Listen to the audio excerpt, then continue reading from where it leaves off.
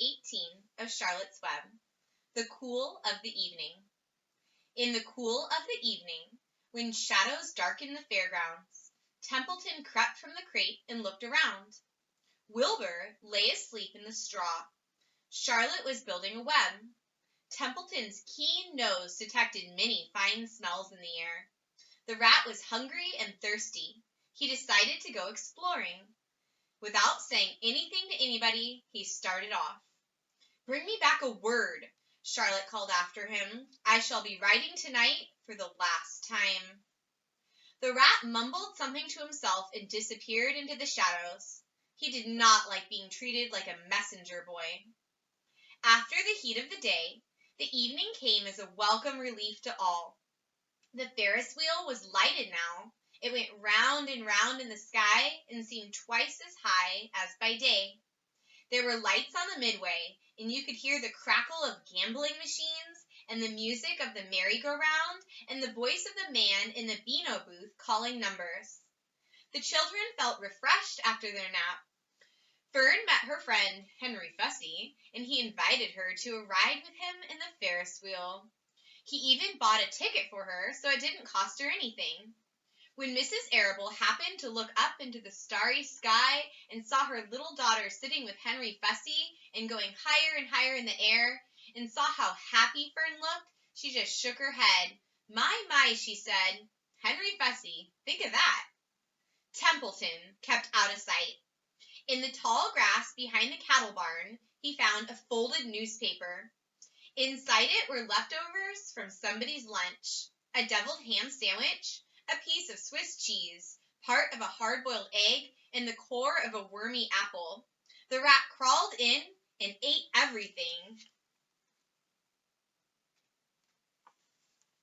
Then he tore a word out of the paper, rolled it up, and started back to Wilbur's pen. Charlotte had her web almost finished when Templeton returned, carrying the newspaper clipping. She had left a space in the middle of the web. At this hour, no people were around the pig pen, so the rat and the spider and the pig were by themselves.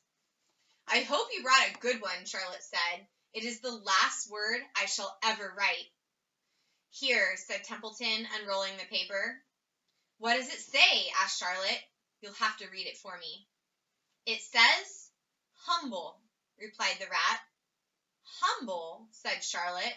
"Humble has two meanings. It means not proud, and it means near the ground. That's Wilbur all over. He's not proud, and he's near the ground." "Well, I hope you're satisfied," sneered the rat. "I'm not going to spend all my time fetching and carrying. I came to this fair to enjoy myself, not to deliver papers." "You've been very helpful," Charlotte said. "Run along if you want to see more of the fair." The rat grinned. "I'm going to make a night of it," he said. "The old sheep was right. This fair is a rat's paradise. What eating, what drinking, and everywhere good hiding and good hunting. Bye, my humble Wilbur. Fare thee well, Charlotte, you old schemer. This will be a night to remember in a rat's life." He vanished into the shadows. Charlotte went back to her work. It was quite dark now. In the distance, fireworks began going off, rockets scattering fiery balls in the sky. By the time the Arables and the Zuckermans and Lurvy returned from the grandstand, Charlotte had finished her web. The word humble was woven neatly in the center. Nobody noticed it in the darkness. Everyone was tired and happy. Fern and Avery climbed into the truck and lay down. They pulled the Indian blanket over them. Lurvy gave Wilbur a forkful of fresh straw. Mr. Arable patted him. "Time for us to go home," he said to the pig. "See you tomorrow." The grown-ups climbed slowly into the truck, and Wilbur heard the engine start, and then heard the truck moving away in low speed. He would have felt lonely and homesick had Charlotte not been with him. He never felt lonely when she was near. In the distance, he could still hear the music of the merry-go-round. As he was dropping off to sleep, he spoke to Charlotte. "Sing me that song again, about the dung and the dark," he begged. "Not tonight," she said in a low voice. "I'm too tired." Her Her voice didn't seem to come from her web. "Where are you?" asked Wilbur. "I can't see you. Are you on your web?" "I'm back here," she answered, "up in this back corner." "Why aren't you on your web?" asked Wilbur. "You almost never leave your web." "I've left it tonight," she said. Wilbur closed his eyes. "Charlotte," he said after a while, "do you really think Zuckerman will let me live and not kill me when the cold weather comes? Do you really think so?" "Of course," said Charlotte. "You are a famous pig, and you are a good pig. Tomorrow you will probably win a prize. The whole world will hear about you. Zuckerman will be proud and happy to own such a pig. You have nothing to fear, Wilbur, nothing to worry about. Maybe you'll live forever. Who knows? And now go to sleep."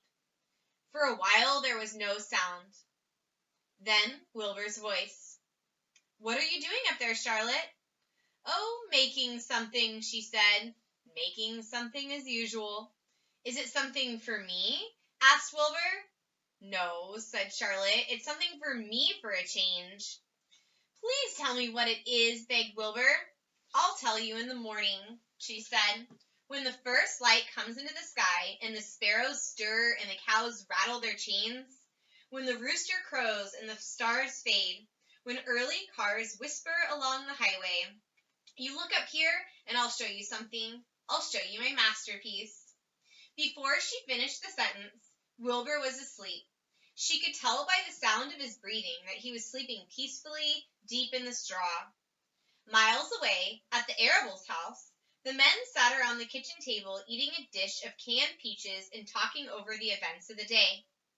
Upstairs, Avery was already in bed and asleep. Mr. Arable was tucking Fern into bed. "Did you have a good time at the fair?" she asked as she kissed her daughter. Fern nodded. "I had the best time I have ever had anywhere or anytime in all of my whole life." "Well," said Mrs. Arable, "isn't that nice?" That's the end of chapter 18. The next chapter will be chapter 19, The Egg Sack.